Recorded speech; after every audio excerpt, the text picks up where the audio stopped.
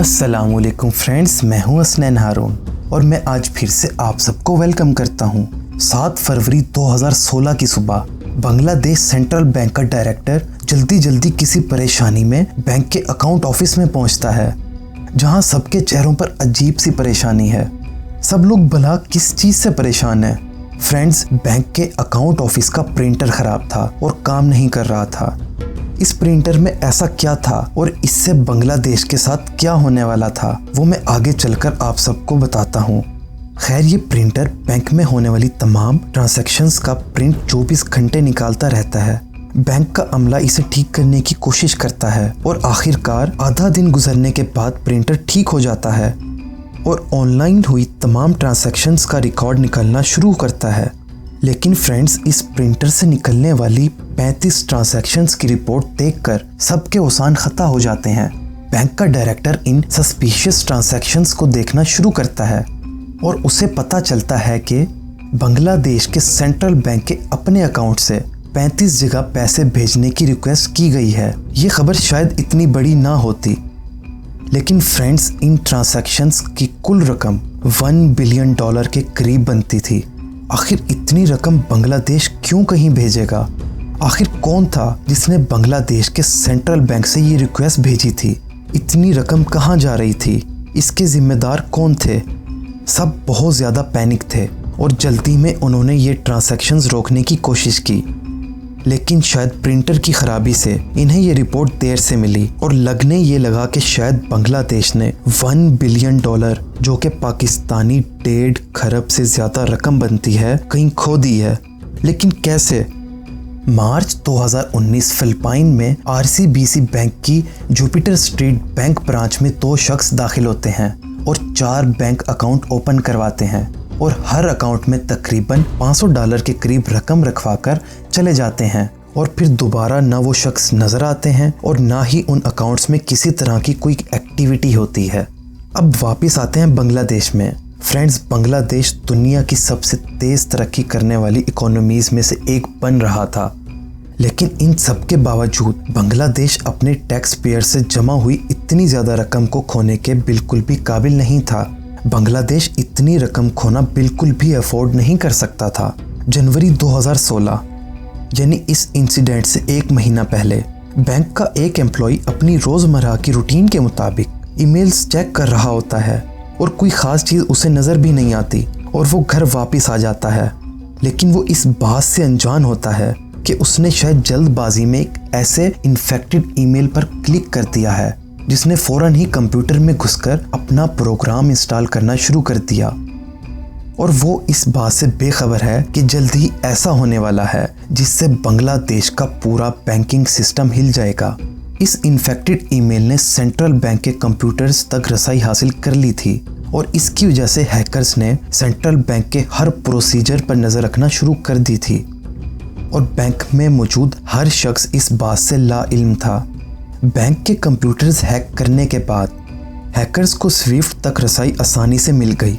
मैं अपने फ्रेंड्स को ये बताता चलूँ कि दुनिया भर में मनी ट्रांजैक्शन और मनी ट्रांसफ़र के लिए सबसे सिक्योर नेटवर्क स्विफ्ट है, जिसे दुनिया के बहुत से ममालिक के बैंक इस्तेमाल करते हैं और ये इतना ज़्यादा सिक्योर है कि इसे कोई भी हैक नहीं कर सकता। फ्रेंड्स, इसी वजह से हैकर्स की कोशिश होती है कि किसी तरह कंप्यूटर में घुसकर स्विफ्ट अकाउंट की डिटेल्स और पासवर्ड हासिल किए जाएं, क्योंकि स्विफ्ट अकाउंट को हैक करना तो तकरीबन नामुमकिन सा काम है और यहाँ इस केस में भी यही कुछ हुआ। हैकर्स ने बांग्लादेश सेंट्रल बैंक के एम्प्लॉय बनकर स्विफ्ट अकाउंट इस्तेमाल करते हुए रिजर्व बैंक ऑफ न्यूयॉर्क में 35 ट्रांजैक्शंस की रिक्वेस्ट भेज डाली। न्यूयॉर्क में बांग्लादेश सेंट्रल बैंक का अकाउंट है और इस पैसे को इंटरनेशनल सेटलमेंट्स के लिए इस्तेमाल किया जाता है। अब दोस्तों, जुम्मे के दिन न्यूयॉर्क बैंक ने बांग्लादेश से आई 35 पेमेंट रिक्वेस्ट पर ट्रांजैक्शन शुरू की और चूंकि ये रिक्वेस्ट स्विफ्ट अकाउंट के ज़रिए आई थी तो इसमें किसी भी किस्म की कोई शिकायत वाली बात नहीं रह जाती थी। फ्रेंड्स, सबसे पहले श्रीलंका में पॉन एशिया बैंक के एक अकाउंट में $20 मिलियन की रकम ट्रांसफ़र हुई। ये रकम शलीका फाउंडेशन नामी एक अकाउंट के अंदर आई और बाकी की 34 ट्रांजैक्शंस भी प्रोसेस में थीं और जल्द ही ये पैसा भी ट्रांसफ़र हो जाना था। इधर बांग्लादेश में संडे के दिन जब प्रिंटर ठीक हुआ और उन्हें जब इस सारे मामले का पता चला तो शायद देर हो गई थी, क्योंकि संडे के दिन न्यूयॉर्क में छुट्टी होती है। लेकिन फ्रेंड्स, किस्मत चेक करें, न्यूयॉर्क बैंक के ऑटोमेटेड सिस्टम ने 30 ट्रांजैक्शंस को रिव्यू पेंडिंग के लिए रेड फ्लैग कर दिया, क्योंकि इनमें से एक जगह होने वाली ट्रांजैक्शन अकाउंट का नाम अमेरिका की तरफ से ब्लैकलिस्ट किए जाने वाली कंपनी के नाम से मैच होता था। और किस्मत से $870 मिलियन की ये ट्रांजैक्शन खुद ब खुद ब्लॉक हो गई। लेकिन अभी भी $101 मिलियन की 5 ट्रांजैक्शन थी जो कहाँ गई, उनका क्या बना? इन ट्रांजैक्शन को न्यूयॉर्क का ऑटोमेटेड सिस्टम डिटेक्ट नहीं कर पाया था। ये पैसा कहाँ गया? फ्रेंड्स, इनमें से एक ट्रांजैक्शन वो है जो श्रीलंका में पान एशिया बैंक के उसी अकाउंट में भेजी गई, और ये रकम $20 मिलियन थी। लेकिन बांग्लादेश की किस्मत देखें कि जब ये रकम उस अकाउंट में आई तो वहाँ के एक एम्प्लॉय को शक हुआ कि एक छोटी सी एनजीओ में कोई इतने पैसे कैसे भेज सकता है। उसने ये ट्रांसफ़र हुई रकम को रिव्यू के लिए वापस भेज दिया, और जब न्यूयॉर्क बैंक ने उस रिक्वेस्ट को रिव्यू किया तो उन्हें पता चला कि ये एक फेक एनजीओ का फेक अकाउंट था, और अकाउंट का नाम शलीका फाउंडेशन की बजाय शलीका फाउंडेशन लिखा हुआ था। इसी स्पेलिंग मिस्टेक ने अथॉरिटीज़ को हाई अलर्ट किया और यूं $20 मिलियन की ट्रांजैक्शन रोक दी गई। लेकिन फ्रेंड्स, बाकी $81 मिलियन का क्या बना? ये पैसा ना सिर्फ एक मुल्क, एक शहर, बल्कि एक ही बैंक ब्रांच में ये पैसा ट्रांसफ़र किया गया। फ्रेंड्स, ये पैसा उन 4 अकाउंट्स में भिजवाया गया जो कि फिलिपाइन में आरसीबीसी बैंक की एक ब्रांच में आज से 9 महीने पहले ओपन किए गए थे, जिनका जिक्र मैं अपनी वीडियो के आगाज़ में कर चुका हूँ। इतने टाइम से ना इस्तेमाल हुए अकाउंट में इतनी बड़ी रकम आना बहुत शक व शुबात को जन्म देता है। लेकिन पता नहीं बदकिस्मती से ये ट्रांजैक्शंस मुकम्मल हो गईं और इस इलेक्ट्रॉनिक मनी ट्रांसफ़र को कैसीनो कैश में तब्दील करवा दिया गया, जिसे ट्रेस भी नहीं किया जा सकता। बांग्लादेश अथॉरिटीज़ ने इसे रुकवाने की कोशिश की, लेकिन शायद उनकी टाइमिंग इस हक में नहीं थी, या दोस्तों ये कह लें कि जानबूझकर किसी ने ये सब प्लान किया था।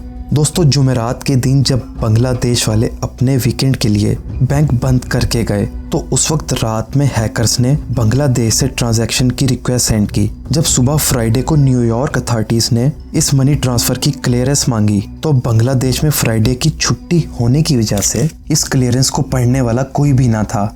और संडे को जब बांग्लादेश बैंक का अमला जब प्रिंटर ठीक करने के बाद न्यूयॉर्क बैंक में कांटेक्ट की कोशिश करता है तो वहाँ संडे को ऑफ होने की वजह से वो राब्ता नहीं कर पाते, और मंडे को उन्हें ये रिक्वेस्ट मिलती है। लेकिन हैकर्स की टाइमिंग देखें, जब मंडे को अथॉरिटीज़ उन 4 बैंक अकाउंट में आई $81 मिलियन की रिक्वेस्ट को कैंसिल करवाना चाहते हैं, तब चाइनीज़ न्यू ईयर होने की वजह से फिलिपाइन की अथॉरिटीज़ इस पर अमल नहीं कर पाती, क्योंकि चाइनीज़ न्यू ईयर पर फिलिपाइन में नॉन वर्किंग हॉलीडे होती है। और इस तरह हैकर्स $81 मिलियन ले उड़े। बाद में जब इन 4 अकाउंट होल्डर्स का पता चलाया गया तो पता चला कि ये 2 चाइनीज़ लोग हैं जो फ़ौरन ही फिलिपाइन छोड़कर पैसा मकाऊ ले उड़े हैं। $81 मिलियन अगरचे $1 बिलियन जितनी बड़ी रकम नहीं है, लेकिन फ्रेंड्स ये इतनी बड़ी रकम ज़रूर है कि तारीख में की गई बैंक में सबसे बड़ी डकैतियों में इसका जिक्र होता है। और बांग्लादेश जैसे मुल्क के लिए नुकसान बहुत ज़्यादा बड़ा है। हैकर्स ने अगरचे हर तरह से अपना डाटा डिलीट कर दिया था, लेकिन इसके बावजूद साइबर सिक्योरिटी के लोग ये पता चलाने में कामयाब हो गए। ये वही मेथड था जो बाकी बैंक्स को भी लूटने में इस्तेमाल हो चुका है। और जब भी इन हैकर से किसी ने राब्ता किया, आईपी एड्रेस नॉर्थ कोरिया का निकला। जी हाँ दोस्तों, इस सिलसिले की हर कड़ी नॉर्थ कोरिया जाकर मिलती है, और माजी में पहले भी नॉर्थ कोरिया को ऐसी एक्टिविटीज़ का जिम्मेदार करार दिया जा चुका है। लेकिन जो भी है, बांग्लादेश के साथ जो हुआ उसने पूरे मुल्क के बैंकिंग सिस्टम को हिलाकर रख दिया। फ्रेंड्स, आपको ये स्टोरी कैसे लगी? फ्रेंड्स, अगर आपके जहन में कोई भी वाक़या है या किस्सा है और आप उसके बारे में जानना चाहते हैं तो मुझे कमेंट करके ज़रूर बताइएगा। मैं कोशिश करूँगा कि अपने फ्रेंड्स के लिए फैक्ट्स पर मुबनी उस पर एक वीडियो बना पाऊँ।